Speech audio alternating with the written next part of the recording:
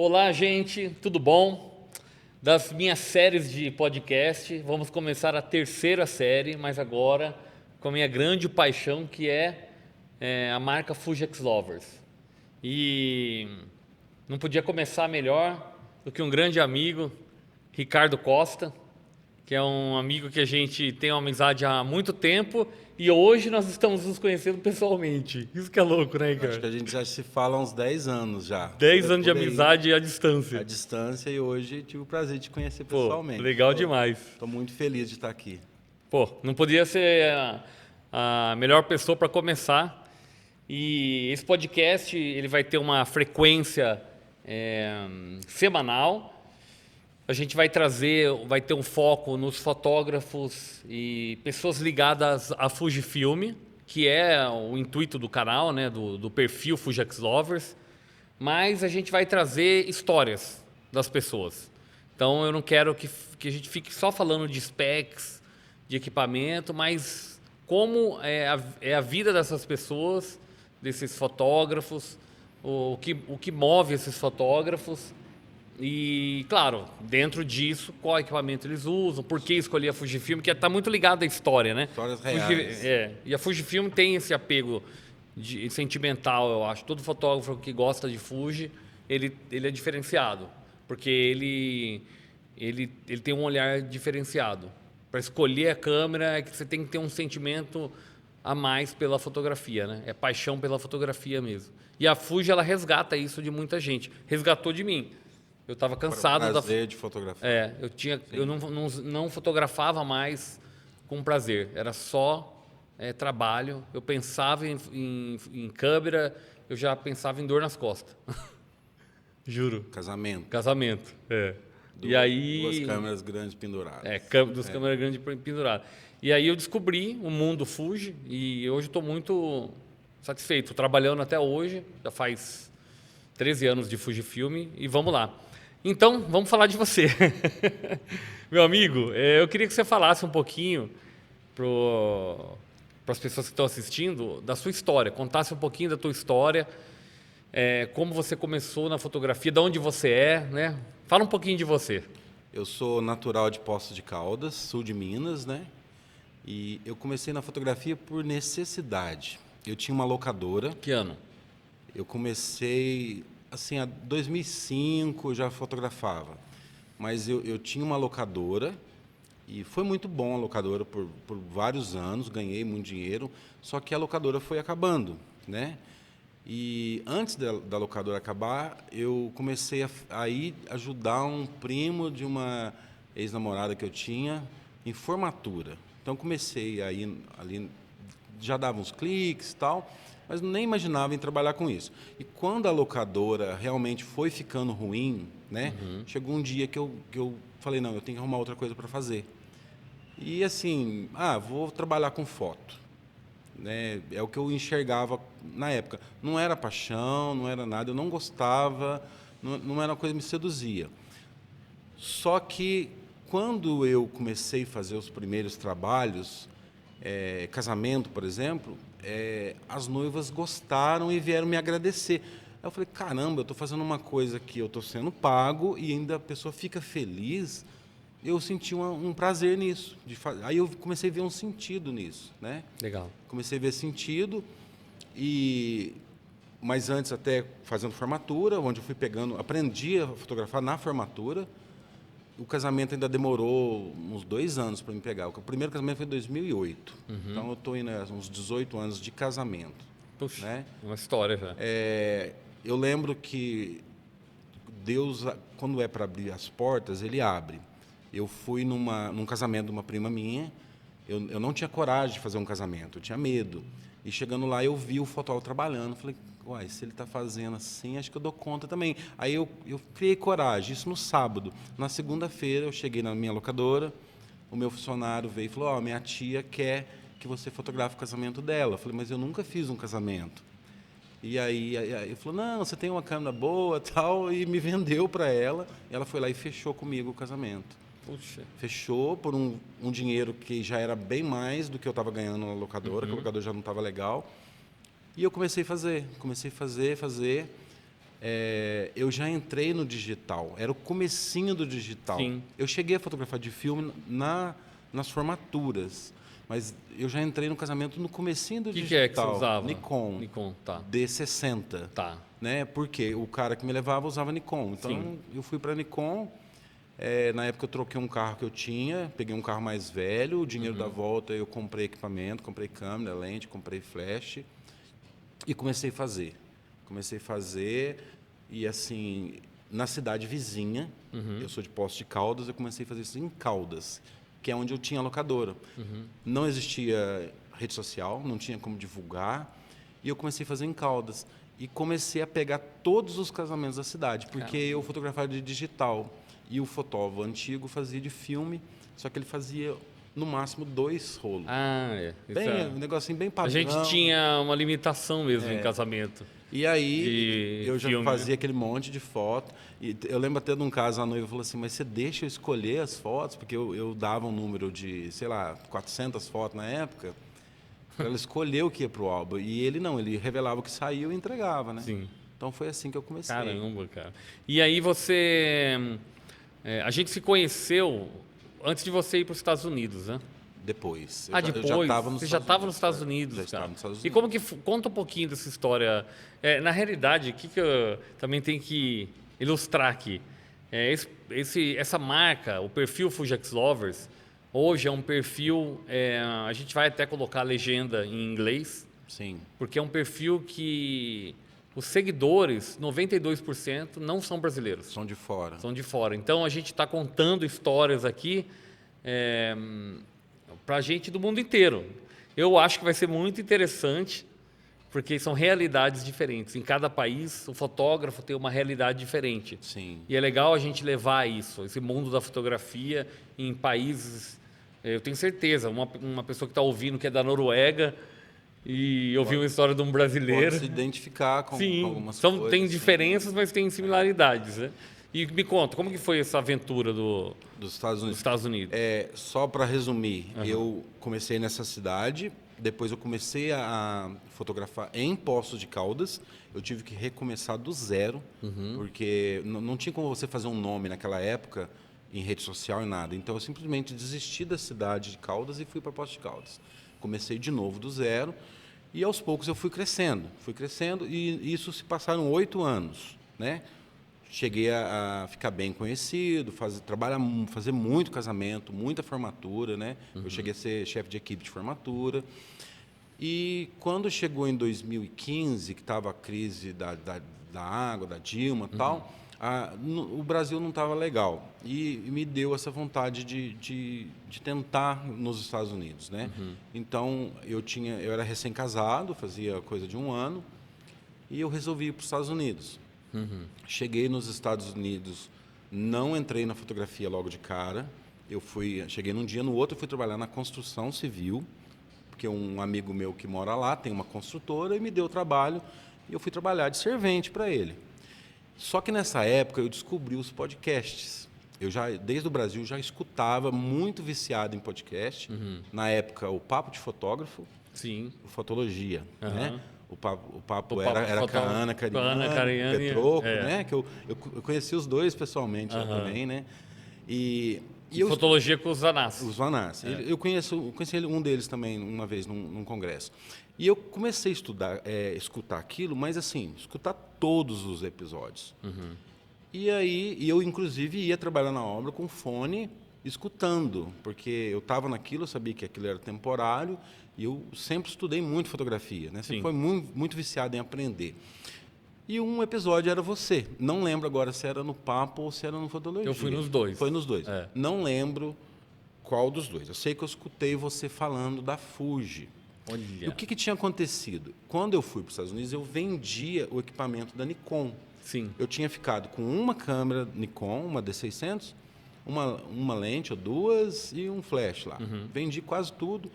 E lá eu estava recomeçando na foto. Você mudar de país, você recomeça do zero. Aí você começa a pegar ensaio, aniversário. Qualquer coisa. Qualquer coisa. Até velório você pega. Eu já recebi orçamento de velório lá. Sabia lá que o pessoal tira foto de velório. Eu não cheguei a Por isso fazer. que eu falei. Mas já pedi orçamento. E aí, eu tava naquela assim, o que viesse era lucro, eu podia mudar de marca, né? E aí eu vi você falar da Fuji, que eu não conhecia. Na verdade, meu primo de Poços, que é fotógrafo, Samuel Marcondes, usava Fuji. Agora que eu lembrei, ele tinha uma XT1 na época. Eu cheguei a ver, mas não cheguei a usar tal.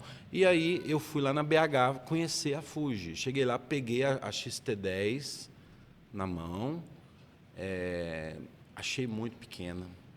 Falei, isso aqui, desse tamanhinho, né? Aquele preconceito, né? Que a gente tinha de câmera grande, que eu preciso chegar com a 70-200. uma câmera sem espelho, né? Eu preciso chegar numa câmera com 70-200 gigante e tal. E aquilo pequeno e tal, eu falei, não vai dar certo isso aqui. Desisti. Aí depois eu escutei de novo o podcast. Porque eu escutava o mesmo podcast várias vezes. Aí eu falei, não, quer saber? Eu vou testar esse negócio. Cara, eu não sabia dessa história. Aí eu cheguei, eu fui lá e comprei a XT10. Comprei a XT10, que era mais barata. E aí eu comecei a clicar com ela e fui fazer um casamento. Ela era para ser uma câmera de backup, da Nikon, né? E a hora que eu cliquei, assim, o que eu comecei a usar, o que me chamou muita atenção, por ser mirrorless, é você olhar e ver a foto que vai sair. Você pode regular antes de disparar. E eu sou da escola de pouco clique. Eu não gosto de fazer rajada, exagerado, porque isso dá um trabalho do caramba depois. Então eu gosto de pensar mais. E aí eu punha lá a imagem, estava escuro, eu clareava, eu arrumava, clicava e saía exatamente o que eu estava enxergando. Eu achei isso maravilhoso. E aí, logo em seguida, eu já desisti da Nikon, vendi, comprei a XT1. Tá. E aí não parei mais com a Fuji. Né? E você entrou numa câmera que é considerada um ícone, a XT1, né? A XT1 tem fotógrafos que usa até hoje. Eu uso até hoje. Outro dia eu coloquei no perfil o trabalho de um fotógrafo gaúcho, Guto. E ele tem duas XT1. Ele tinha 3, uma estragou, só usa XT1. Eu tive quase que todas as câmeras, né, assim, dessa linha. Porque aí eu tive XT1, depois eu tive duas XT2, duas XT3, XH1. XT4 você teve? Não, porque o que aconteceu? Quando eu voltei para o Brasil, eu ia trocar para XT4. Aí entrou a pandemia, não tinha trabalho. Tá.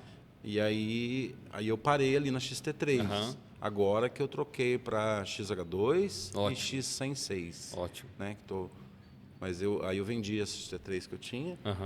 Então não tive XT4 e não cheguei a ter a XT5. Né? E como que foi depois que você mudou, comprou a Fuji? Como que foi tua carreira lá nos Estados Unidos? Você fez muitos eventos? Eu fiquei 9 meses trabalhando na construção civil.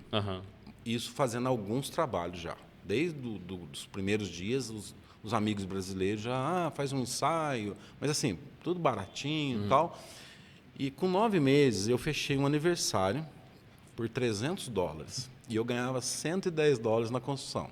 E eu cheguei no meu amigo, que era o meu patrão, para falar, no outro sábado eu não vou vir trabalhar porque eu tenho um aniversário. E ele achou ruim. Porque se eu liberar você, eu tenho que liberar todo mundo, não sei o quê. Você precisa decidir o que você quer.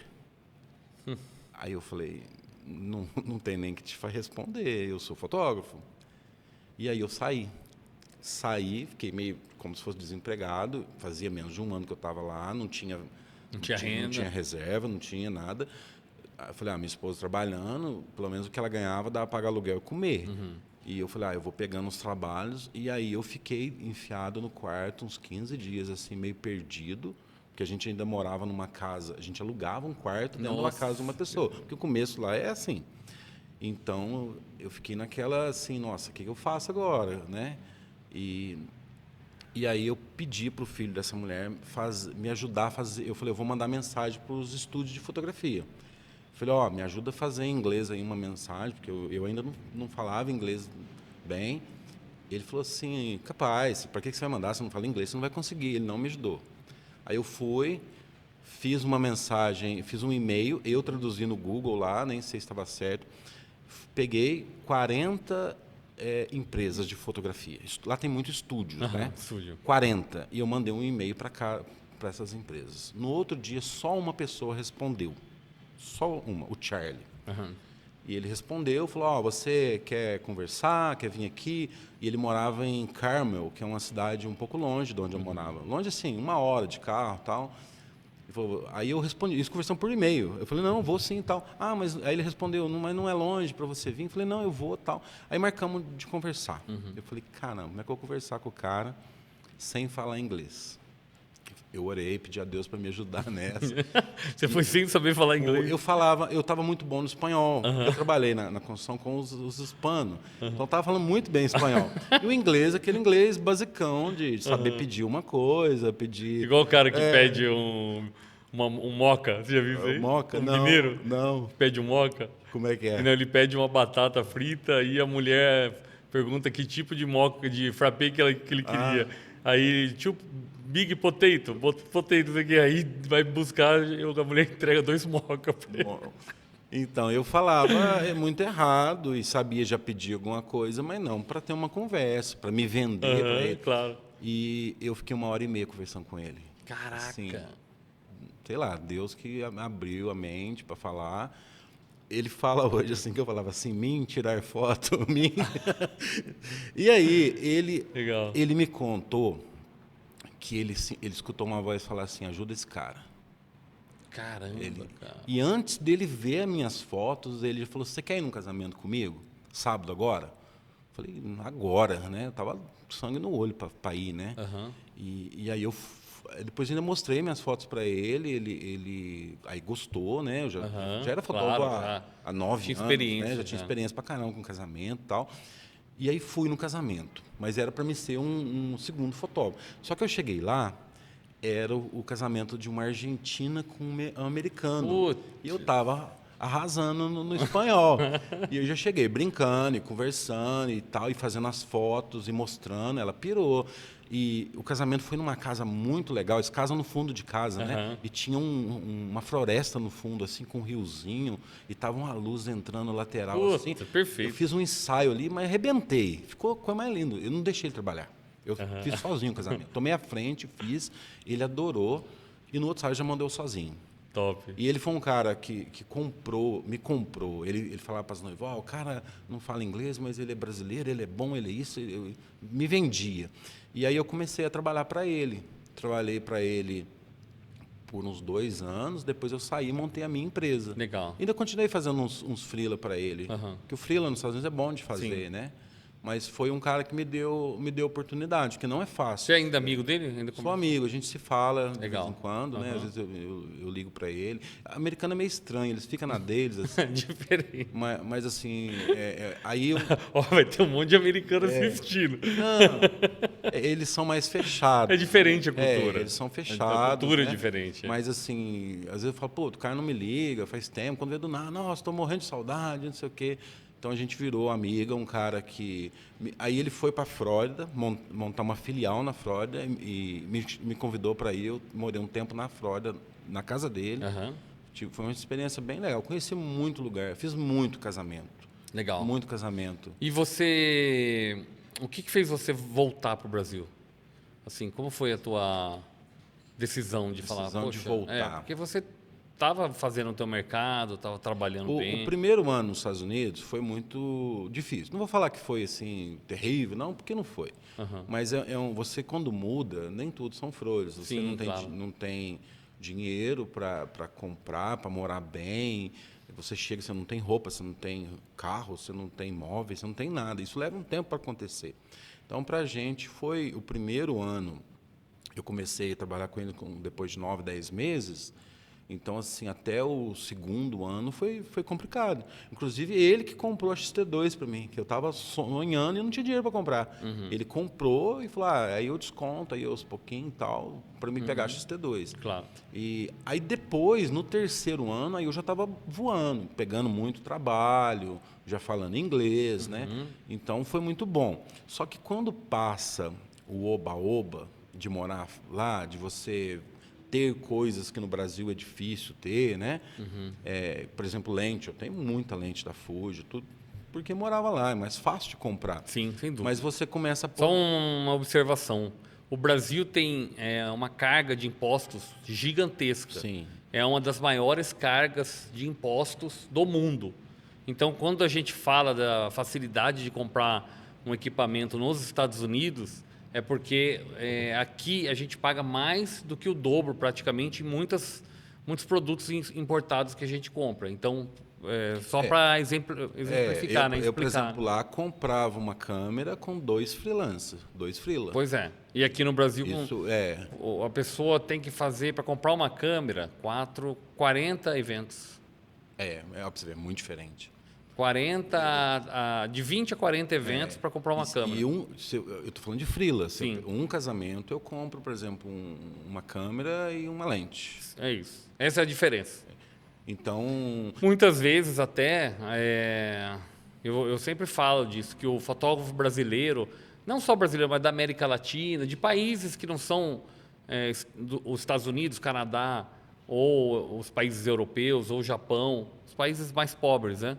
A gente supera dificuldades muito grandes dentro da fotografia, principalmente o acesso. O acesso é mais difícil, né? por que que eu me destaquei nessa empresa do Charlie, que ele tinha 11 fotógrafos e eu virei o principal? Porque o americano, ele fala assim, eu vou ser fotógrafo. Ele vai lá na BH, compra um bom equipamento, financiado em 24, 36 vezes sem juros. É muito fácil comprar e É muito fácil começar. É. Quando eu comecei, lá em Caldas, eu ia tirar foto, entrada de padrinho. Eu disparava o flash e contava 1, 2, 3, 4, para dar o próximo disparo, porque o flash não tinha carregado ainda.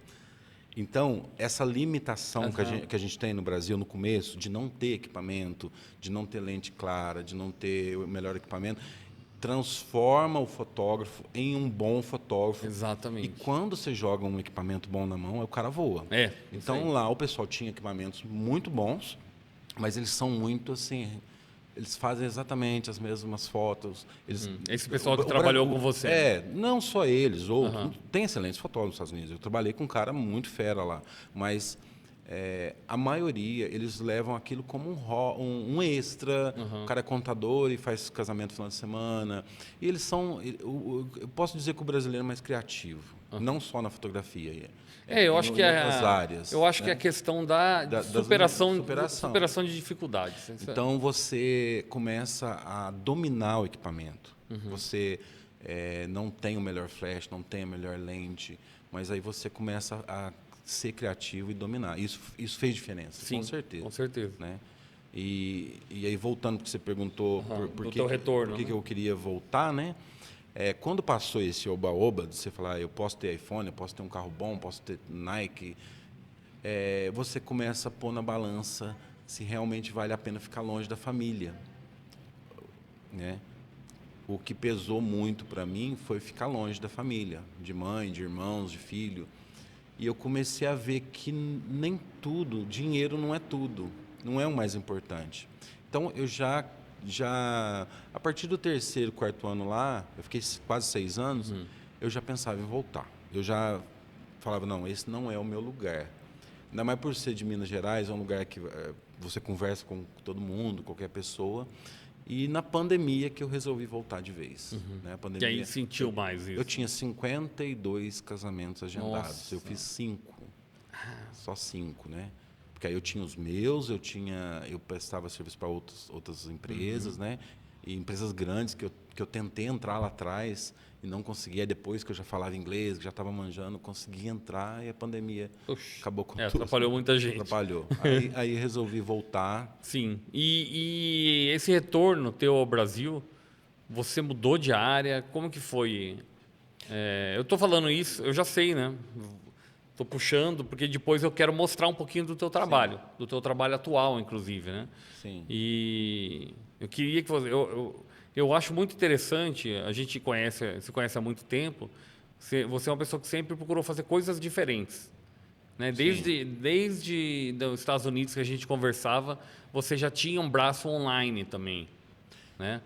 Fazia algumas coisas online. Eu curso, né? Eu sou professor de fotografia, né? Tenho pouco mais, acho que uns 6 mil alunos online. Sim. Tenho 6 cursos de fotografia, né? Quando eu mudei Então, em português. em português, Tá. em português, eu já cheguei a dar aula para americanos, né? Mas presencial. Tá. Eu já dava aula no Brasil antes de ir embora. E lá eu cheguei a montar workshop para legal. brasileiros que moram lá. Porque tem uma comunidade. Tem uma né? comunidade grande. E também já dei aula para americanos. Perfeito. Né? Que é um orgulho que eu tenho. Sair da onde eu. Tipo assim. E a tua carreira, você construiu. Quando eu estava em Caldas, eu sonhava em fotografar um casamento na minha cidade, que é do lado. E eu cheguei a fotografar na Disney, por exemplo, no Central Park, né? Isso é bem legal, Muito legal, sabe? muito legal. E então, E aí você voltou e... quando eu fui para lá, eu descobri a fotografia de paisagem. Antes eu só fazia casamento. Meu negócio era casamento e ensaio de noivo. E lá eu comecei a descobrir essa fotografia de paisagem. Comecei a viajar aos Estados Unidos para fotografar paisagem. Ah, isso é legal. Né? Inclusive fotografei para marcas lá, fazendo fotos no Colorado, Utah, e também ali onde eu morei, Nova York, a região toda, né? Os Estados Unidos ele é muito rural, na verdade. Sim. A gente tem essa visão de cidade grande, mas ele é roça, Rural, é roça, bem rural. E eu comecei a ver que o Brasil tinha muitos lugares bonitos. Sim, sem dúvida. Que não eram conhecidos, né? E a gente fala que o Brasil é turístico, mas o Brasil agora está batendo recorde, parece, com 9 milhões de turistas, né?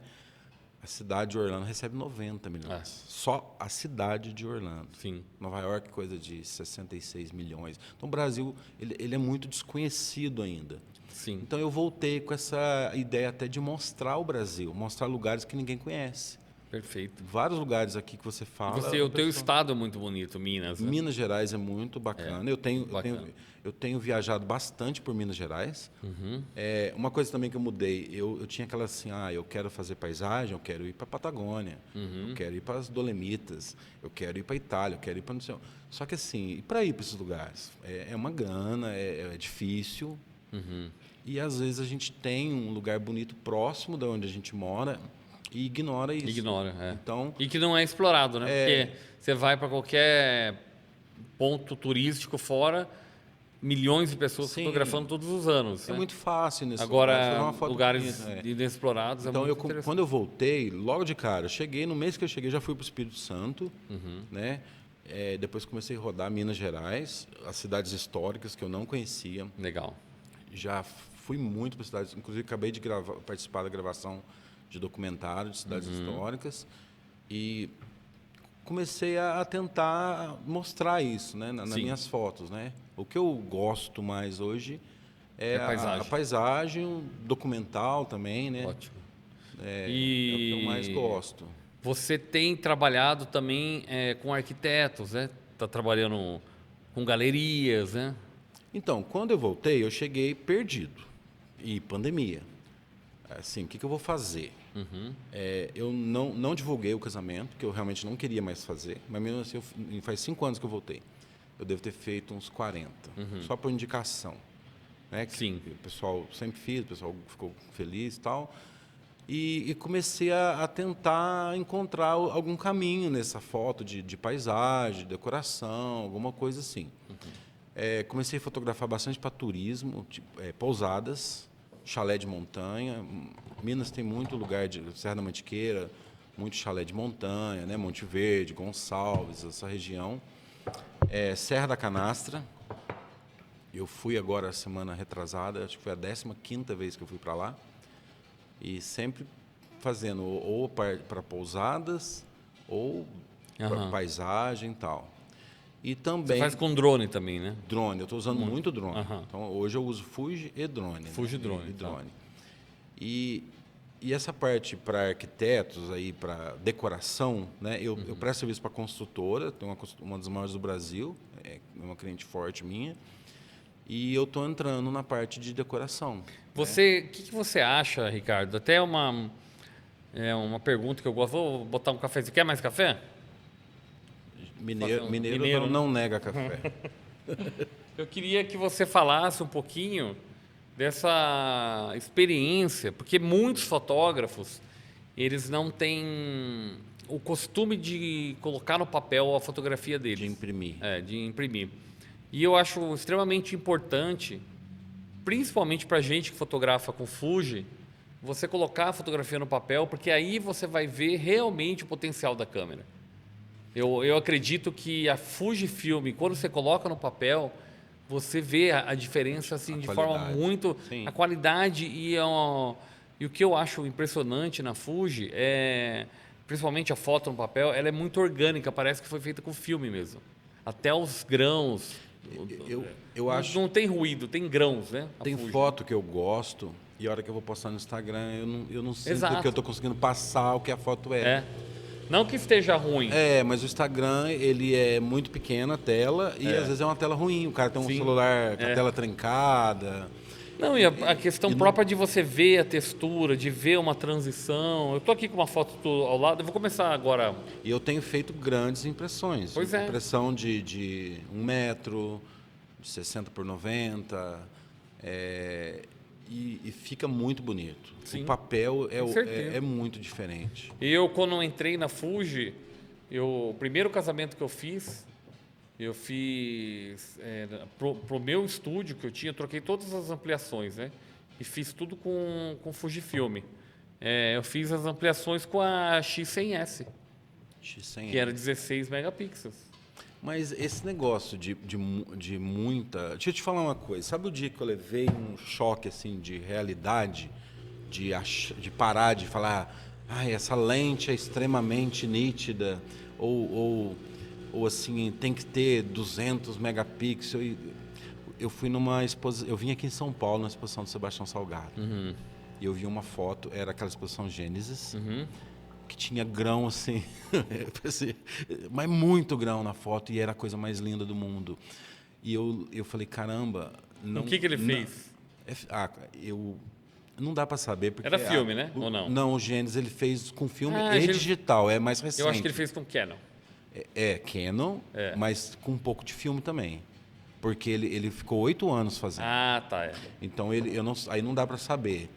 Por mais que às vezes não tinha grão, ele colocou na edição. Pode ser. Né?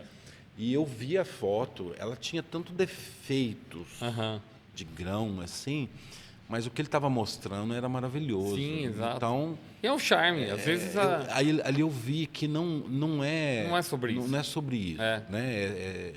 E até um adendo aqui, eu tive numa exposição em Boston do Ansel Adams. Sensacional.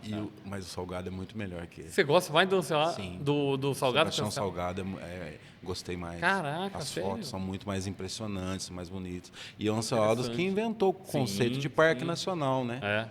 Através das fotos dele. Quando eu comecei na fotografia, ele tinha uma trilogia de livros. Eu acho que era câmera... Cara, eu não lembro. Era câmera... eu não lembro também. Mas, eu não lembro. Mas assim... E ele, além de tudo, foi um grande educador da fotografia, né? Ele que apresentou as fotos do Yosemite Park pro presidente Roosevelt, se eu não me engano, e aí criaram o primeiro parque nacional dos Estados Unidos. Sensacional. Há mais de 100 anos atrás. Ele que... É um cara... Através dele mostrar as belezas que surgiu a necessidade de preservação. E quando eu cheguei nos Estados Unidos, que eu fui descobrir isso e saber que lá tinha parque, eu visitei vários, que eu falei, o que tem de parque no Brasil? Que na minha cabeça tinha a Serra Canastra, que eu já tinha ouvido falar, mas não conhecia, Lençóis Maranhenses e tal. A hora que eu pesquisei, o Brasil tem, se eu não me engano, 75 parques. Sim. E alguns não existe nem foto. Você entra na Wikipédia lá, não tem nenhuma foto. Loucura isso, não tem documentação. O Brasil é cheio de lugares assim. Você já viu falar no Parque Nacional das Cavernas do Peruaçu? Não. É no norte de Minas, em Januária. Eu tive lá em dezembro passado e eu entrei assim no parque.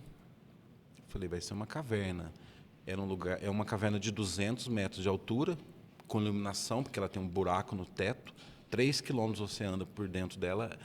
Ela é toda iluminada, ela é cheia de buraco em cima e entra aquela luz assim.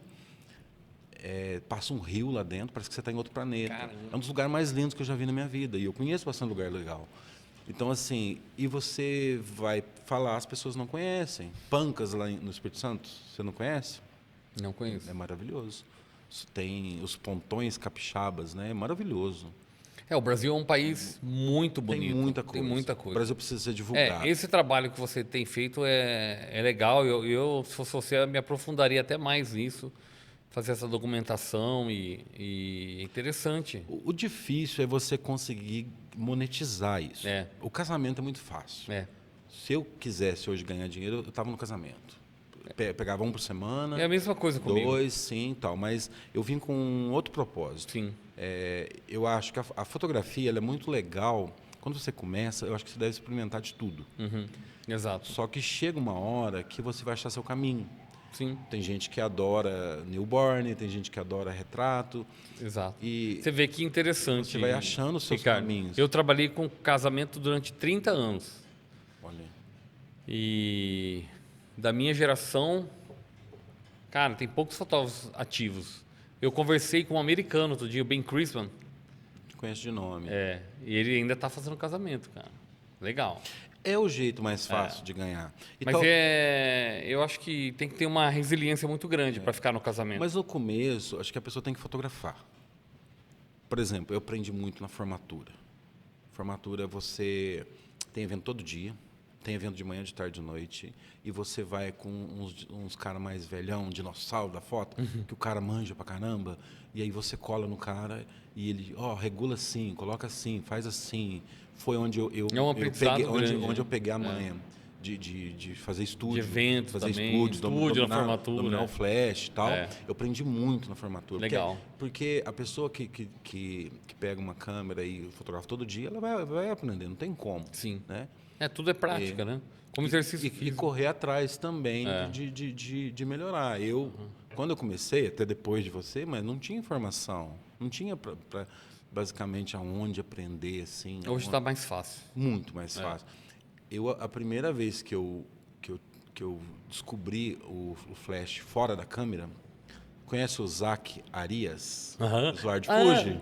Cara, Ele... você sabe que ele foi o cara que... Eu te levei pra Fuji, Sim. né? Ele que me levou pra Fuji. Sério? Eu vi um vídeo dele, que é lá em Istambul. Ele é da onde? Ele é americano. Ele é americano. Esse Zacarias. Ele fala Zacarias. Né? Então, naquela época, não tinha YouTube, não tinha nada. E eu baixei um vídeo dele lá, sei lá. Descobri um vídeo dele que eu ficava atrás, baixando PDF, livro e tal. E eu comecei a assistir. Não falava inglês, aí eu não estava entendendo nada que ele estava falando. E ele colocou uma menina no meio do mato, assim, e falou, e vai fazer uma foto com flash. Eu falei, esse cara louco, tá de dia, ele vai usar flash, não precisa, né?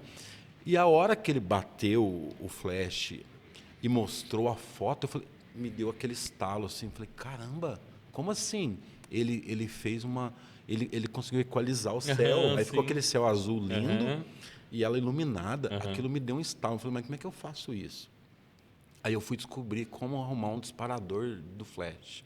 Não existia. Não existia, como eu hoje, acho né? que eu comprei da China. Nossa. 3 meses para chegar. E para descobrir como é que fazia isso, eu fui na tentativa e erro. Você usava com flash... Flash da Nikon, flash Speedlight, né? E aí eu consegui fazer, mas aí foi aonde eu dei o pulo do gato na minha foto, onde eu comecei a fazer um negócio diferente, entendeu? Eu comecei a usar o flash off câmera. E aí, como é que as coincidências vão acontecendo na vida? Eu fui fazer um casamento e o cara casou no civil e não tinha festa, não tinha nada. Aí eu fiz as fotos lá, fiz as fotinhas com os convidados ali na porta e acabou. Aí eu falei, você não quer fazer umas fotos ali no lugar ali? Não estou fazendo nada mesmo? Vamos lá. Ele topou. E aí eu fui numa estrada que tem lá na minha cidade, tinha umas árvores assim, nem era tão bonito o lugar assim, mas eu fiz uma foto pegando o sol meio quase se pondo assim, com o flash fora da câmera, e ficou muito diferente, ficou muito legal. E aí foi onde eu comecei a me destacar. Olha. Eu ganhei um concurso com Mas você essa já foto. tinha visto o Zacarias? Foi aí que eu despertei. E aí depois eu comecei a ver o Everton Rosa fazendo isso também. Na época ele bombava de fazer esses ensaios, né? E aí eu introduzi o ensaio externo na minha cidade. Ninguém fazia. Não existia ensaio externo. Aí Legal, eu introduzi, aí eu vendi o pacote com o ensaio. Aí é onde eu arrebentei de fechar casamento. Legal, cara. Né? Massa. Isso faz tempo. Putz, massa.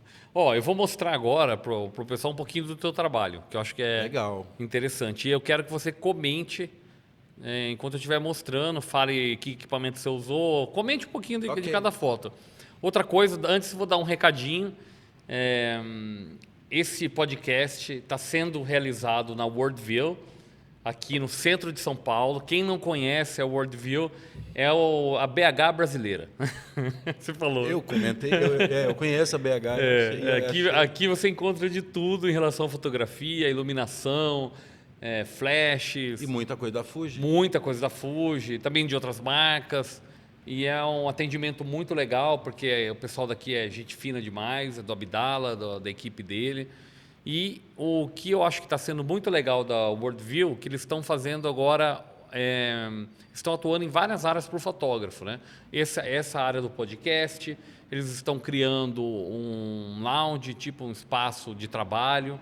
Eles têm auditório para palestras, tem aluguel de equipamento, que vai começar inclusive a alugar Fujifilm. Que legal. Enfim, é um lugar que, se você não é de São Paulo e vem para São Paulo ver alguma coisa de fotografia, venha para Worldview conhecer aqui na Avenida Ipiranga, pertinho da São João, não tem erro. E gostaria também de agradecer o apoio da Fujifilm nesse podcast, no projeto Fugex Lovers. E a Fujifilm esse ano está sendo muito interessante, que ela está bastante atuante, está ouvindo bastante os fotógrafos.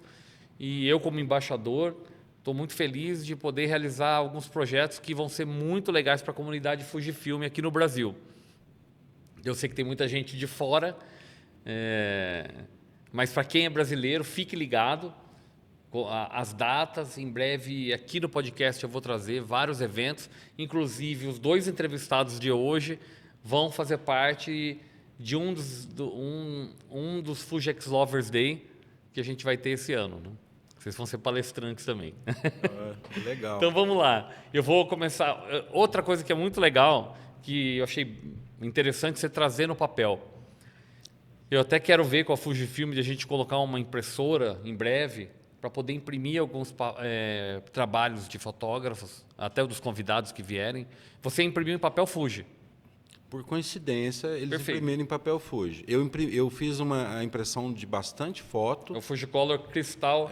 Para ver as fotos e depois escolher como ficaria elas impressas maiores, né? Então, Perfeito. eu imprimi umas 400 fotos, aqui tem algumas. Fala um pouquinho para mim, eu vou passando e você vai me falando um pouquinho desses trabalhos que você realizou. Essa foto, eu usei uma técnica de super longa exposição. Eu usei um filtro ND16, que a exposição é em torno de 3,5 minutos. Tá? Tem que ter um tripé bom para fazer.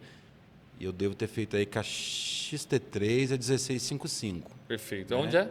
É Nova York. Nova aí York. eu estava do lado de New Jersey, né? Aham. Olhando para Nova York. Ótimo. Né? Foi mais ou menos por aqui que o PB aí. que o avião pousou, Desceu né? um pouquinho para cima. É, Que ele pousou no rio aí. É o Rio Hudson. Esse é o Rio Hudson. É. Essa também é uma vista de Manhattan, né? Do outro lado, é em outro ponto, que é mais Que é do elevado. Brooklyn, né? Ou não? Não, do lado é New Jersey, mas New Jersey, um pouco tá, mais tá. para cima, né? Tá. E aí pega o Empire State também. O legal aí é o seguinte, aí é Blue Hour, a hora azul, e pode ver que o céu tá azulado, só que tá refletindo as cores do pôr do sol nos prédios. Perfeito, cara. Então é uma foto que eu gosto bastante lindo, também. Tá, lindo. Vocês têm que ver, pena que vocês estão vendo na tela, É. porque pessoalmente é uma textura muito bonita, cara. Aqui outra de Nova York. Essa foto, ela foi feita bem na pandemia. A cidade estava assim morta, não tinha ninguém, pouquíssimas pessoas. E essa moça aí na bicicleta olhando a paisagem lá, assim, eu fico triste olhando essa foto, porque eu lembro do tanto que a pandemia assim estava no auge. Eu fui para lá para fazer. Nesse dia em especial, teve uma apresentação dos Thunderbirds com os Blue Angels juntos. As 2 esquadrilhas passaram sobre Nova York para agradecer o empenho do pessoal da saúde. Olha. E eu fui para lá para fotografar. Eu sou muito fã de aviação, já fotografei bastante aviação também. E aí eu fiz essa foto. Mas assim, essa série de fotos que eu tenho é Nova York meio deserta, assim, sabe? Pouquíssimas pessoas. Lindo. Né? Essa tá incrível também, hein?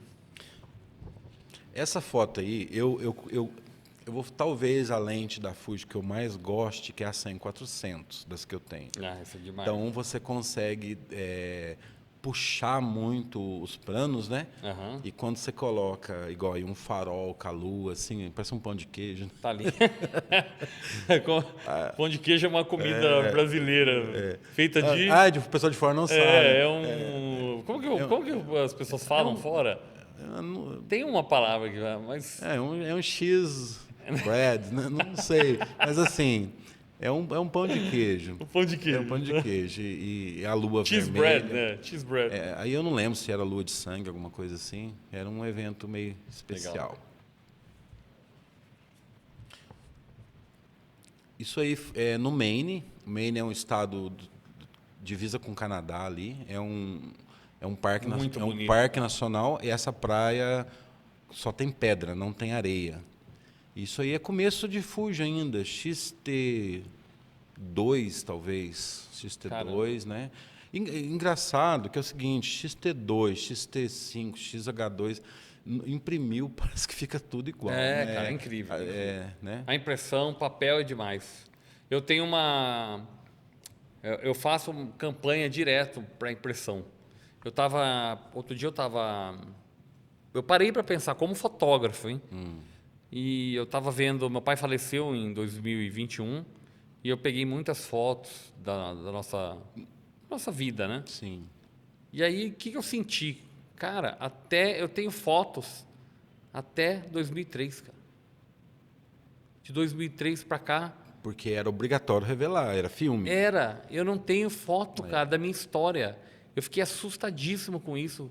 Falei, cara, eu não tenho história com meu pai, não tenho história da minha vida, com minha mãe, com ninguém, cara. As fotos que eu tenho do meu pai são de filme, antigas. Pois então assim, é uma coisa que eu falo para todos os fotógrafos, e para quem estiver assistindo também, imprima. Compra uma impressora, mande imprimir. Hoje é muito barato. É muito barato. Faça uma seleção, imprima com constância, de 6 em 6 meses, ou anualmente, escolha as melhores fotos do ano, ao menos para ter uma recordação, montar um álbum, para ter uma recordação da tua vida. É incrível isso, quando você coloca no papel, você consegue entender melhor a foto. Claro, sem dúvida. Ver se a edição ficou boa, se não ficou. Essa aqui. Essa aí essa foto é incrível. Essa foto é um desfile de carro de boi num lugar que chama Desemboque.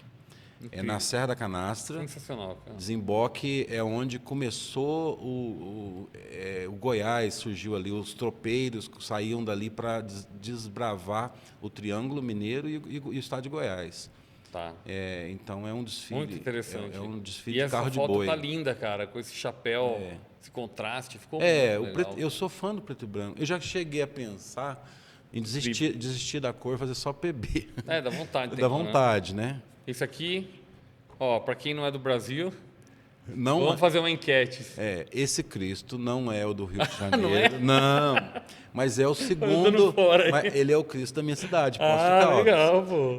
Falei, o Ricardo saiu voando, cara, para fazer essa foto. Essa foto, ela foi planejada quando eu ainda estava nos Estados Unidos.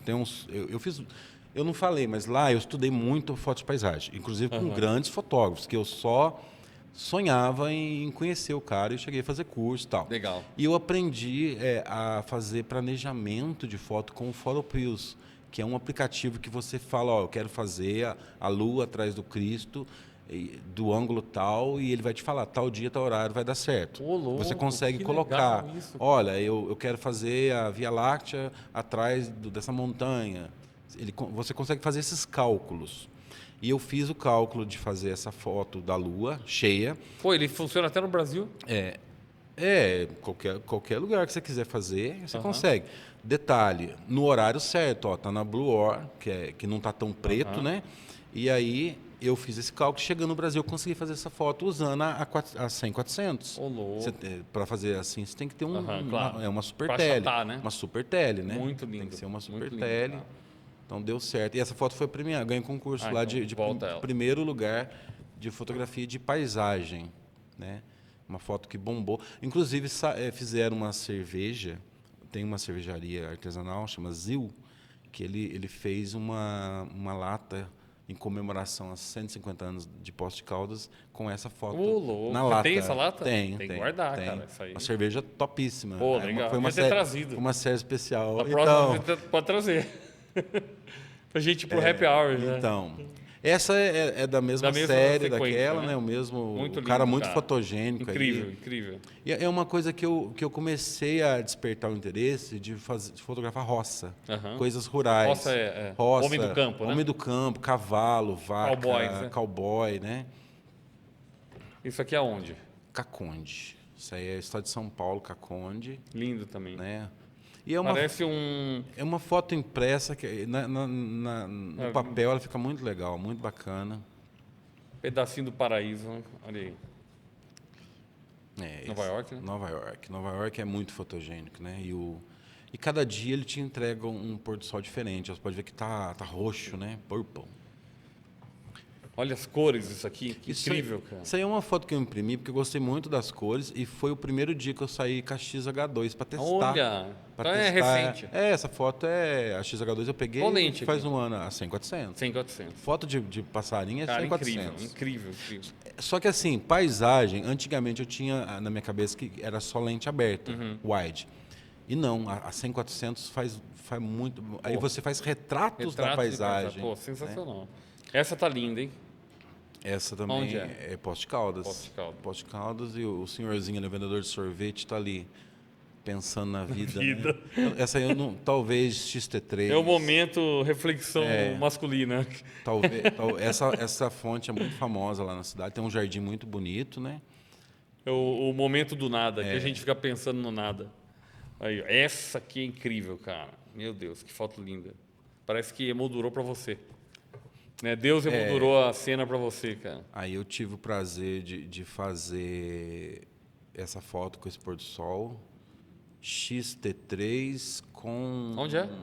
É Nova York. Isso aí é Tarrytown, a cidade chama Tarrytown. Sabe quem morou em Tarrytown? Tim Maia. Ô, louco. Ele teve nos Estados Unidos, né? Eu sei. Ele foi deportado, ele era muito doido. E ele morou em Tarrytown. Que massa. Tarrytown, aí é o Rio Hudson. E eu morava do lado lá, dava 12 quilômetros disso aí. Essa aqui tem história, você me falou. Essa né? é o mesmo barco, mas acho que em outro momento. Uhum. Esse barco, ele é um museu. Tem o nome dele aí. Chega aqui, deixa eu ver. É o John McCain. Uhum. Esse barco, ele é muito famoso, muito idolatrado nos Estados Unidos, porque ele bombeou a água do Rio Hudson para os bombeiros no 11 de setembro. Caramba. Então é um barco assim que Você vê que interessante, ele é um isso museu, eu admiro muito nos Estados Unidos. E eles admiram muito esse barco, ele roda, ele para num lugar e fica ali como exposição. Eu admiro muito isso do americano, que ele valoriza os heróis, valoriza alguns símbolos da identidade. Eu fiz um casamento lá em Nova York que a noiva chegou e falou assim, vamos ali comigo na esquina fazer uma foto. Aí eu fui olhar a esquina e falei, esquina normal, o que ela quer nessa esquina? Não é bonito, nada. Aí isso no bairro dela, né?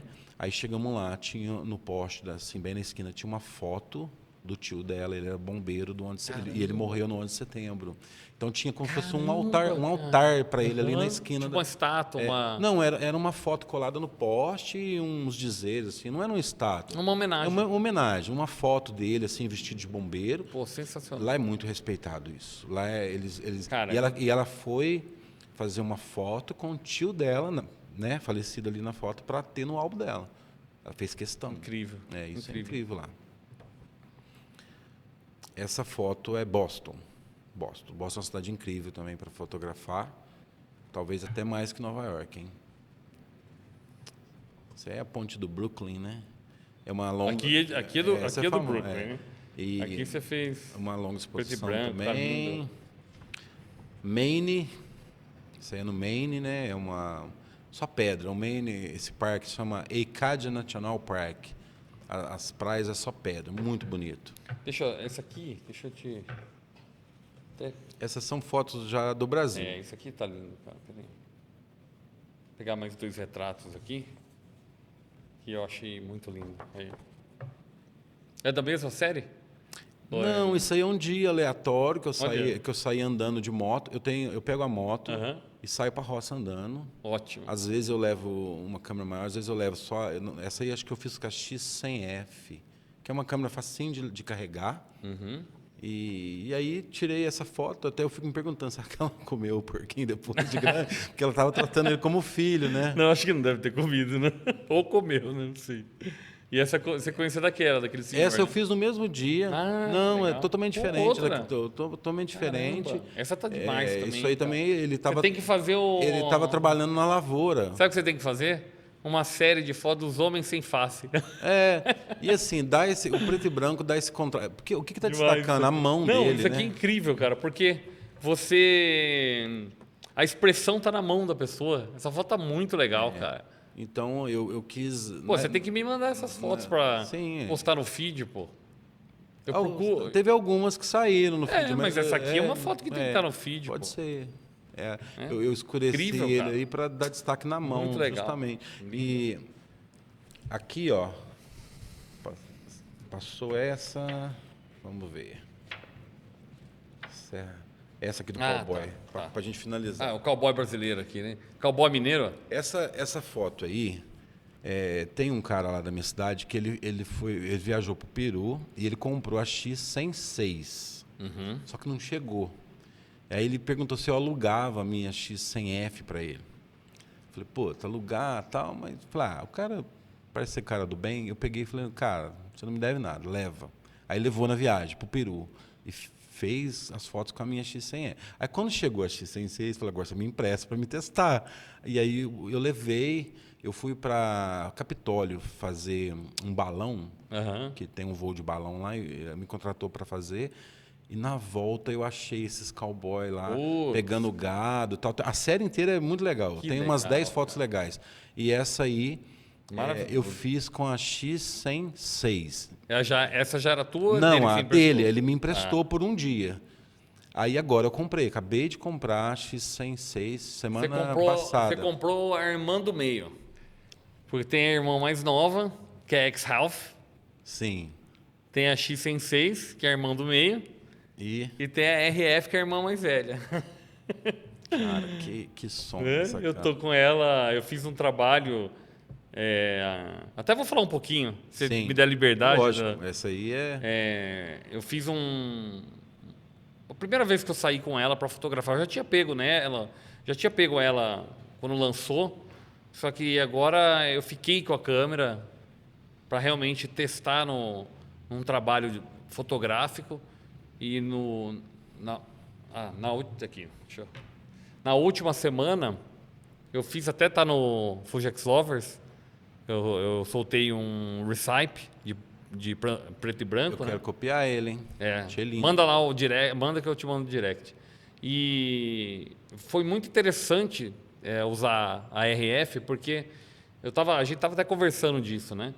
Ela é uma câmera muito específica. Realmente essa câmera, eu acredito que seja para quem ama fotografia mesmo. E ela tem algumas características que eu acho muito interessantes.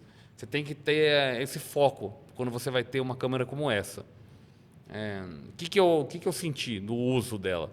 Primeiro, você tem que ter uma boa luz, óbvio, né? É uma lente F4, abertura, né? E no médio formato você tem que fazer no mínimo. Se tiver muito estável, 125, mas o ideal é 250. Né? E não subir tanto ISO. Então, tem que ser uma situação de boa... Tem que saber usar, de boa luz. Ela é muito legal para fazer spots de luz. E a questão de você poder cropar livremente é um negócio fascinante, cara. Porque às vezes... Mantendo qualidade. Mantendo qualidade. Porque muitas vezes a gente evita de fazer o crop numa câmera com menos megapixels, com medo de perder qualidade, não poder ampliar. fazer um pôster, uma coisa Mas assim. mesmo com a 40 megapixels Já dá das pra outras, cropar dá bem. para acoplar bem. Essa aí são Agora são 100 megapixels. Então isso aqui você dá para fazer. Eu fiz algumas das fotos que eu postei lá, teve foto que foi cropada. Cropada, e mesmo assim- perfeito, perfeito. E eu quero imprimir. Em breve eu vou trazer aqui no podcast algumas fotografias impressas com ela, porque eu tenho certeza que vai ser incrível, Mesmo né? com 26 megapixels aí da Sim. XT2, XT3, você consegue imprimir grande. Sim, com certeza. E essa aí com Não, certeza imprime muito grande. E às vezes eu fico vendo, né? Eu vi algumas críticas em relação a RF falando da abertura, que é F4. Mas eu entendo a filosofia dessa câmera, porque o que a Fujifilm fez? Ela criou uma câmera que é praticamente a primeira médio formato digital que lançaram até hoje, que você pode guardar no teu bolso. Ela É é extremamente portátil. portátil. Eu já fotografei com Hassel. Sim, É muito grande. é muito grande. Muito grande. É. Já fotografei assim, testei. Quem tem uma é o Jackson Carvalho, que é meu amigo, um grande fotógrafo, premiadíssimo. Mas não é uma câmera de rua. Não, ela é lerda, lenta, grande. Nos Estados Unidos eu cheguei a testar a GFX 100, a primeira. Aham. Eu ia para o médio formato lá, não fui Sim. por causa da pandemia. Sim. Né? Eu creio que é o meu próximo passo. Cara, Porque eu tô imprimindo quadros, né? Sim. E então Meu irmão, é o ele próximo comprou passo. Meu irmão, ele faz fotografias técnicas para médicos. Ele faz muito procedimentos Sim. para a indústria. E ele comprou uma GFX e não falou nada para os clientes, nem para a indústria, que ele tinha trocado. E ele começou a receber elogios, cara.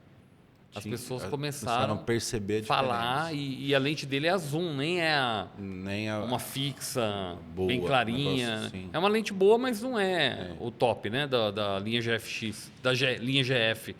E ele falou para mim que várias pessoas falaram sobre a qualidade da imagem, a possibilidade de... Porque ele fotografa pele, ele fotografa detalhe de pele. Nossa, então, ele você precisa pode... de nitidez Cara, total. você pode abrir com boa luz, ISO baixo. Eu acredito que esse nível de fotografia de médio formato, ele ficou mais acessível com a Fuji. Sim, eu também Porque acho. é uma coisa, uma Hassel Ou Phase One, é uma coisa, custa quanto? É absurdo, É. é muito caro. com as lentes muito caras também, É né? tudo muito caro. Então ficou uma coisa, não é barato, porém é muito mais acessível. Sim, Lógico, sem não é dúvida, barato pela qualidade que entrega. Né? E o que eu digo sempre é você tem que escolher o equipamento conforme a proposta de trabalho teu, né? Assim que eu voltei para o Brasil, eu fui lá na minha cidade tem um Instituto Moreira Salles, né? Porque o Unibanco começou lá. Tá. Né? Então tem um instituto e eles têm exposições maravilhosas lá. E eu fui numa exposição do Mark Ferrez, acho que é isso o nome dele. E ele foi fotógrafo do Dom Pedro, na época que não existia nem câmera no Brasil. Inclusive, tem um episódio que pegou fogo no equipamento dele, ele teve que ir lá na Europa buscar. E ele fotografou o Rio de Janeiro, sem favela. Ele chegou a fotografar os escravos nas fazendas, escravos de verdade. Ele fez retratos de Dom Pedro II? Não? Sim, ele é da época, né? 1800. Provavelmente os retratos foram dele, né? 1890, Sim, 1880. Assim. E então assim, ele tem fotos de escravos reais, né? E o que me chamou a atenção nas fotos dele? Ele fotografava de médio formato. Melhores que as minhas, no caso assim, de hoje. A nitidez absurda. Você fala assim, como é que esse cara fez isso? Uma nitidez, um médio formato, ele é diferenciado. Ele é diferente. Ele é diferente. E eu gosto da profundidade de campo também. Sim. O desfoque do médio formato é algo bem diferente. A qualidade é muito alta. Só que exige o cara ser fotógrafo. Sim, é isso. Exige. Não, e eu acredito que as pessoas ficam perguntando muito assim, o que é melhor, né? Ah, é a PSC, a full frame é melhor que tipo, não tem o que é melhor. Tem o que você quer tirar do equipamento. Hoje toda a tecnologia tá boa. Quando eu fui começar na Fuji, eu comprei a XT10, que era uma câmera de entrada inferior à XT1. E peguei a XT1, né, logo em seguida. Primeira coisa, eu fui comparar com a Nikon e não deixou a desejar, Sim, não era tem inferior certeza. de forma alguma. É. Eu nunca que eu iria voltar, pegar uma coisa inferior. Sim. Nunca, Foi o que aconteceu comigo. Nunca. Eu usava a 6D É. e 5D Mark II. Ainda não tinha lançado a 3. E eu comecei a usar a X100S, que era 16 megapixels. E não voltei Então, mais. assim, cara. quando você pega uma Fuji, você vê que ela tem coisas que as outras câmeras não têm, em relação a, por exemplo, as receitas, né, que você pode Sim. colocar direto. Isso, para mim, é uma vantagem muito além de qualquer coisa.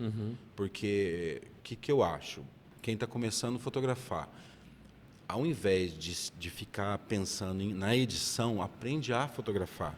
Então, com uma Fuji, você coloca uma receita, cria lá uma para PB, cria lá uma para cor, ou duas, ou até várias, né? Dá para criar várias.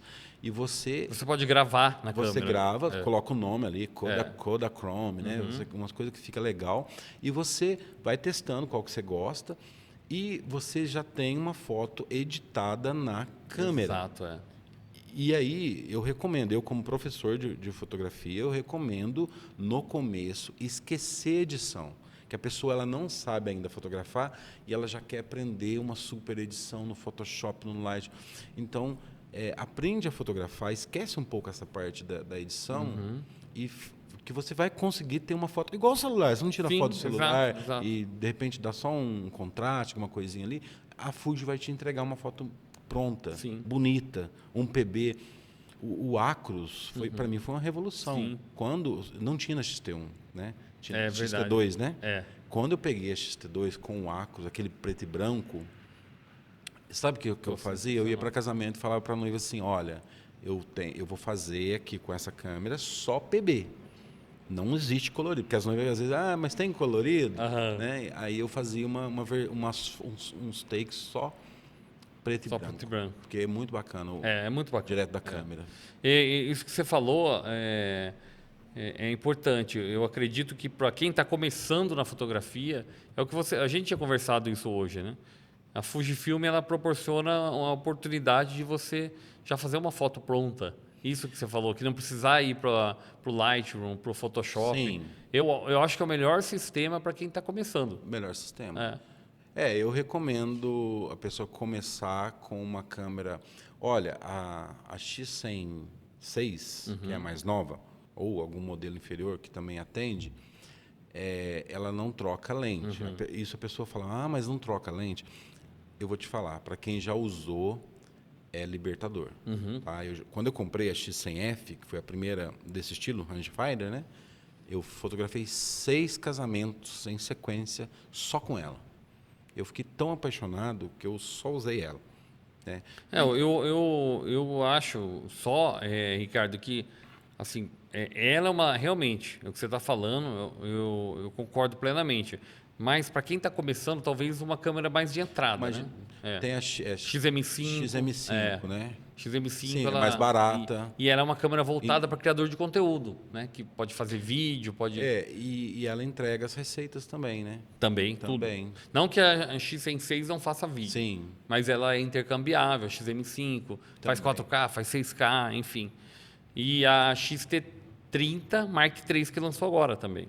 Eu não cheguei ela a ver tem, ainda. Ela tem o sensor, se eu não me engano, é 26 megapixels. Que é o que eu tinha no XT3 até... Mas ela tem todos esses recursos de vídeo, 4K, o 6.2K. Sabe o que eu acho legal da Fuji? Primeira coisa que eu me apaixonei, o visual da câmera. Ela é vintage, ela é bonita. Tem outras marcas, não vou ficar falando mal de marca, mas não é bonita as câmeras, né? Não são bonitas. Não são bonitas. A Fuji eu acho que é Fuji Leica. Sim, é um negócio... E Hasselblad. Mas Hasselblad, não essa tipo DSLR. Eu não acho bonita. Eu gosto da Hasselblad, a caixa mesmo. Caixa, né? Então, elas têm um visual que é até um estilo, né? E os botões, esse negócio de ser analógico, sem dúvida, cara. É muito legal. A gente quer sentir, né? Sentir, olhar o que você está fazendo. A abertura né? na lente. É incrível, cara. Adorei isso, né? A Fujifilm anualmente recebe vários prêmios de design. De design. É. Olha que legal. Mas Então, eu acho que é a empresa que mais recebe prêmio de isso me design. chamou muita atenção. E você poder criar essas receitas que a gente está falando, para quem nunca testou, você pode pegar e simular um filme Kodachrome. Um filme. Qualquer filme, um NH400. Eterna. É. Mas assim, mas é uma cópia? Não. As simulações de filme que tem dentro da câmera foi desenvolvido pela própria Fuji, Sim, foi. que fabricava os filmes. Então os caras sabem o que estão fazendo. E realmente sabem. Né? Então, assim, inclusive o preto e branco do Acros não se consegue na edição, você sabe disso, né? Sim, eu sei. Você só consegue na câmera. Direto da câmera. Você não consegue simular ele no Lightroom. Então, ela tem um poder de entregar uma foto estilo vintage. Sim. E se você não quiser também, você tem a foto super nítida, normal. Eu estava vendo acho que é Minori. Minori ou Minomi. Me desculpe por ter esquecido até o nome dele. É o engenheiro não, é o executivo da Fuji, o funcionário da Fuji, lá do Japão, que ele trabalha com filme ou simulador de filme, né, que é ultimamente, há 50 anos. Cara. Ele é o responsável. Ele que criou um preto e branco agora. Ele que cria tudo. Que saiu agora. E o Acros, ele estava falando sobre isso. A criação do Acros, eles estudaram uma película com microscópio para ver a característica. Para entender. Principalmente em altas luzes, no branco. Porque o Acros tem uma característica que é única. Sim. Que são os artefatos no branco, entendeu? Ele tem grãos, né? No branco. Então, muito legal. Isso na Fuji me chamou a atenção. Porque eu comecei igual eu falei do episódio lá da exposição do Sebastião Salgado, que eu vi que eu não precisava ser só nítido, que eu precisava, de repente, pôr um grão, fazer um negócio mais assim. Eu comecei a despertar esse negócio mais de artístico, sim, né? Sim. De querer uma coisa não um defeito, mas uma coisa que simule o filme antigo. Eu acho que até né? é isso, simule porque o filme antigo. Muitas vezes a perfeição do digital, ela fica plástica, fica estranho, não é bonito. Fica artificial. Então as pessoas começaram a gostar dessas fotos, elogiar. Claro. Tem pessoas que já falou, olha, eu vejo sua foto, eu já sei que é sua. Você começa a pôr o seu selo ali na foto, né? Perfeito. Seu estilo. Seu estilo. Várias pessoas falam, eu vejo uma foto, eu sei que é sua, né? Ricardo, a gente está chegando no final. Eu queria que você, como fotógrafo, que já tem um bom tempo na fotografia, eu sei que está vindo uma revolução de IA muito grande aí, está mudando muita coisa.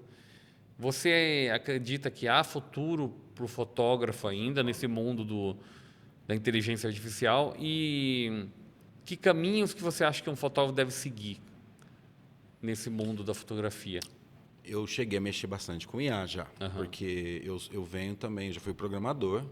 Inclusive, quando eu voltei dos Estados Unidos, eu comecei a fazer faculdade de Big Data e Inteligência Analítica. Nossa. Eu vou formar agora, eu não desisti para ter o diploma. Eu vou formar agora no meio do ano em Big Data e Inteligência Analítica e também faculdade de fotografia. Estou fazendo as duas. Perfeito. À distância, vou formar agora. Porque depois da pandemia eu achei que eu ia desistir da fotografia. Chegou um ponto que eu falei, o que vai ser? O pessoal não vai querer saber mais de evento. E eu cheguei assim, a gente desiste várias vezes e anima de novo, né? E aí eu comecei a estudar muito IA, né? Produzir imagens para banco de imagens, essas coisas. Só que é o seguinte, a IA ela precisa de referências. Então, se você fala assim, cria uma imagem de Nova York, ela vai criar muito perfeito, porque você tem muita informação de Nova York. Agora, se você falar assim, cria uma foto, igual eu falei, dos pontões capixabas, que ninguém nem sabe onde é direito. Poucos sabem. Ela não tem referência. Então, para quem quer mostrar coisas desconhecidas, né? Igual eu estou querendo desbravar coisas, lugares assim, ela não tem como a IA competir. Sim. E eu também acho que vai chegar uma hora que as pessoas vão dar valor no feito por humano. É o artesanal, né? Então, assim, eu vou fazer um ensaio feito por IA. Tem uma galera aí até tem muita gente fazendo. Assim, mas o ensaio não é só a foto, tem a experiência do dia, de ir no lugar. Igual eu sempre gostei de levar, quando eu fazia ensaios, de pegar e ir para destinos fazer, né? Eu já viajei para Santa Catarina, na praia para fazer, Serra da Canastra, um monte de lugar para fazer ensaios. Então a pessoa, ela olha aquela foto e ela lembra daquilo. Né? Quando você pega essas fotos que você foi perguntando e eu fui te falando, eu não te falei que deu tristeza no dia do 11 de setembro, eu lembro São daquilo. histórias, Não é né? IA. Então a foto tem história. A foto tem não história, não só para o fotógrafo, para a pessoa também que foi Sim. fotografada. Então, como eu estou indo para essa área de venda de quadros, né, decorativos, não vou falar fine art porque não está nesse nível, mas assim. Por que não? Aqui eu vi vários fine art. Pode ser. O fine art, na verdade, é um processo É. de impressão e tal, né? Pode sim ser. Mas, assim, aquela foto, ela, de repente, eu vou vender uma foto para a pessoa que é... sabe para quem que eu vendi uma foto? Para a Nani People. Conhece a Nani People, né? Sei. Que é uma humorista, para quem não é do Brasil, da cidade dela, de Serrania. Quem compraria uma foto da cidade de Serrania? Mas ela cresceu lá, ela tem uma história no local. Sim. E ela comprou um quadro de lá. Legal, ótimo. Então, eu acho que vai ter isso. Muitas coisas vão morrer. E outras vão se valorizar. Nascer. A gente, de repente, pode usar a IA hoje para apagar uma coisa na foto. Sim, ali sim, isso é legal. Né? Sabe o que eu fiz esses dias? Eu tirei 4 fotos. Pausa. O que aconteceu? Soltou.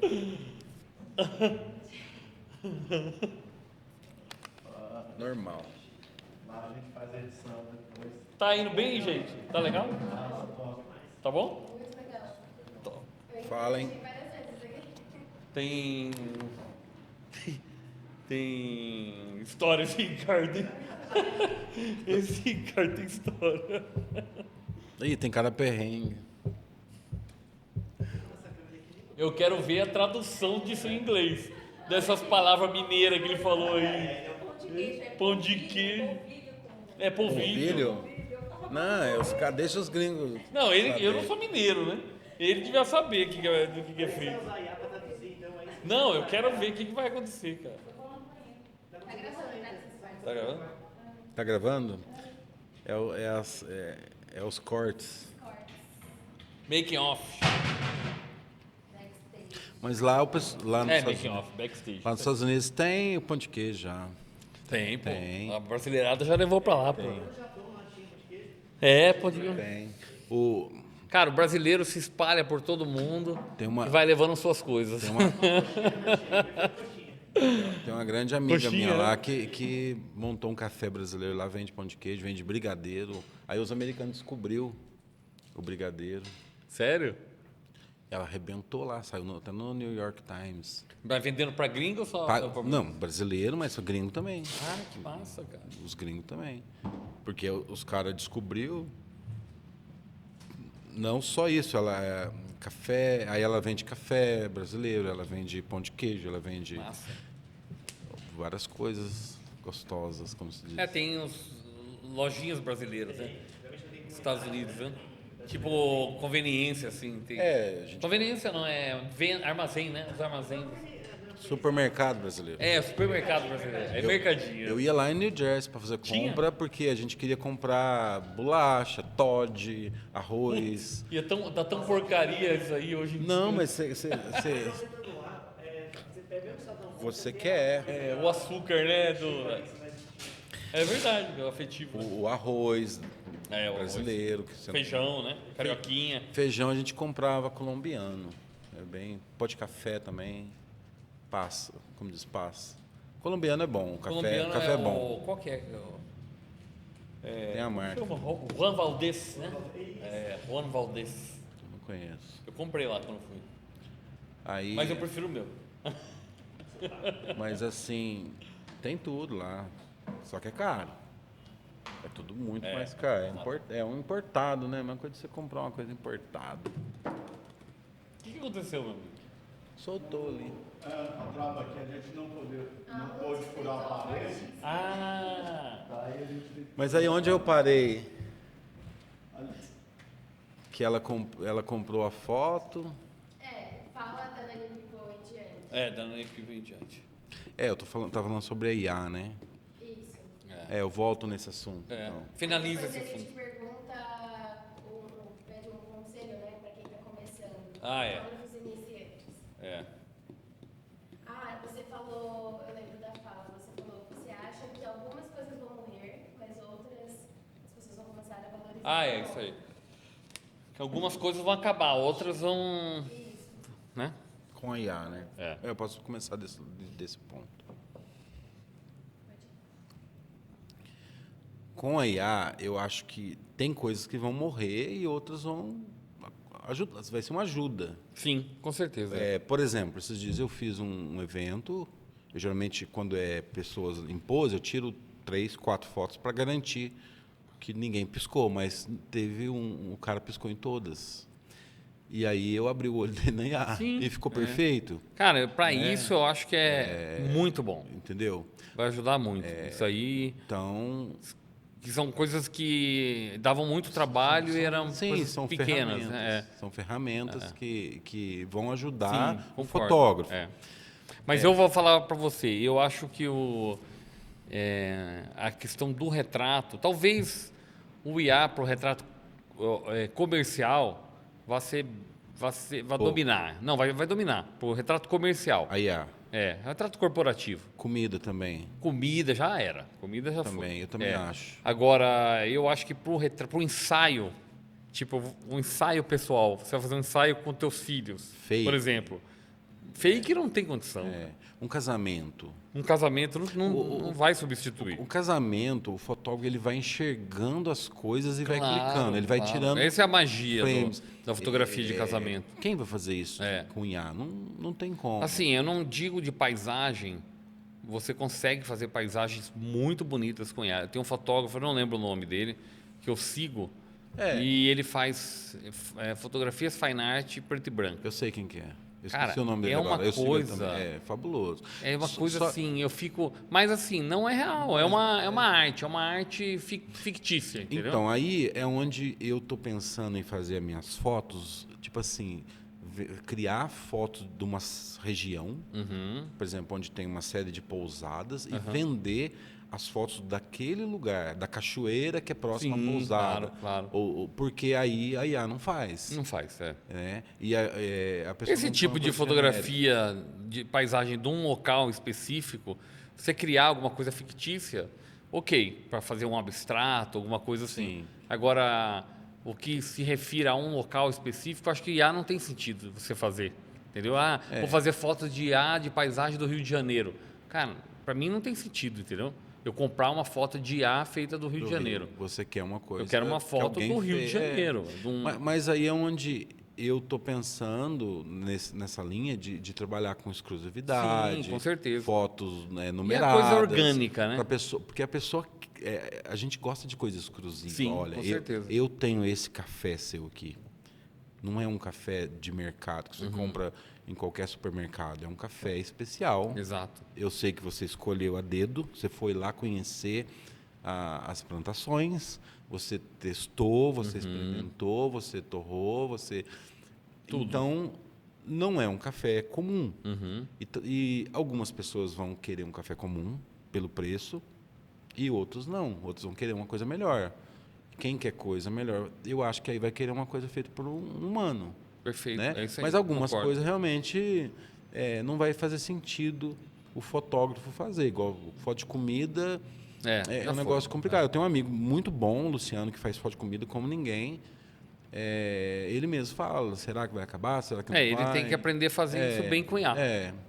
Ele faz muito bem já com Não, a e assim, luz. eu acredito que você fazer uma boa referência e depois você criar um quadro com aquela foto referência que você fez. Eu acho legal isso. Porque quanto mais qualidade tiver a foto referência, você vai produzir uma fotografia com IA muito melhor. Mas vai chegar ao ponto. No eu meu entendi. ver, que o próprio dono do restaurante tira foto com o celular e cria uma coisa não, bonita, com certeza. usável. Que geralmente a foto de comida é fake, né? Não é o que você é o que chega. Então, produto também. produto também, né? O produto é muita mentira. Para ficar Então, bonito, mentira por mentira. para ficar vendável. Não é o que você está vendo ali não é real. É verdade. Mas tem coisas que eu acho que... E, Ricardo, me fala um conselho que você dá para quem está começando assim. Olha... Isso é legal, um conselho para... No meu ver, a foto, né, o fotógrafo, ele tem 3 coisas a serem desenvolvidas. Tá? O primeiro é o equipamento. O segundo é a técnica. E o terceiro seria aí a cultura da pessoa. Tá? Se você tiver 2 dessas coisas, você consegue fazer uma foto legal. Tem gente que tem um ótimo equipamento, não sabe nada de técnica, tem gente que não sabe nem regular a câmera, mas tem uma visão legal, pela cultura dela, de repente de saber enxergar uma coisa bonita e ela clica e sai um negócio legal. Tem gente que é muito técnico, tem um ótimo equipamento, não tem tanta visão, mas faz um negócio redondo também. E tem gente que não tem equipamento, mas manja de luz pra caramba, tem técnica e tem uma cultura e também faz uma coisa. Então, se você desenvolver esses 3, você vai ser um puta de um fotógrafo. Ótimo. Né? Então, assim, se você ainda não tem grana para comprar um equipamento, vai na técnica e vai na cultura. Perfeito. Desenvolve esses 2 pontos. É isso aí. Né? Em relação ao equipamento, quem fala, equipamento não é importante, mas aí você vai ver o cara tem uma puta de uma câmera. Isso é uma mentira também. O equipamento faz diferença, sim. É lógico que no começo tudo é difícil, mas eu acho que vale a pena também você investir num bom equipamento. Hoje, tudo que eu tenho é top de linha. Eu tenho as melhores câmeras da Fuji, as lentes da Fuji, eu tenho acho que mais de 10 lentes da Fuji, né? Flashes, softbox, drone, tudo do último modelo, tudo de primeira. Isso reflete no meu trabalho. Com certeza. Porque quando um cliente fecha comigo, né, ele vai receber um produto bacana. Né? Então também vale a pena. A pessoa às vezes fica com dó de investir, mas pensa o seguinte: você não vai fazer uma faculdade, não são 5 anos pagando uma mensalidade, tendo que ir na faculdade, comprando livros, o custo é muito alto. Virar fotógrafo não é difícil. Basta você investir, estudar, aprender. Leva um tempo, mas depois que você consegue fazer um bom trabalho, não falta serviço. Sim. Né? Hoje dá para viver bem da fotografia. Sim. Pelo contrário, que muita gente fala, tá difícil. Eu não corro atrás de cliente. Eu tenho assim agenda cheia. Perfeito. Direto, gente vindo atrás. É lógico, por uma história de bom serviço, de entregar no prazo, de fazer o combinado. Então, se você faz isso, tenho certeza que você vai trabalhar com fotografia, que é uma coisa gostosa, né? É prazeroso ser fotógrafo. Acho que quem vicia nisso é difícil sair. Então, é isso. Ótimo, obrigado. Se você gosta, Muito cai bom. de cabeça na fotografia. Muito E, bom. se possível, com Fuji. É isso. Eu queria pedir para que vocês, se vocês gostaram desse episódio, se inscrevam no canal, curtam e deixem o seu comentário. E se você não gostou, pode deixar comentário também, não tem problema. Só vai gostar. Vai engajar. Obrigado por me receber aqui. Legal, cara. Eu fiquei muito satisfeito, muito feliz. Eu fico satisfeito que você veio de longe, né? Os 2 convidados de hoje vieram de longe e uma satisfação estar com você aqui. Tá joia. Obrigado, meu amigo. Valeu demais. Obrigado, gente.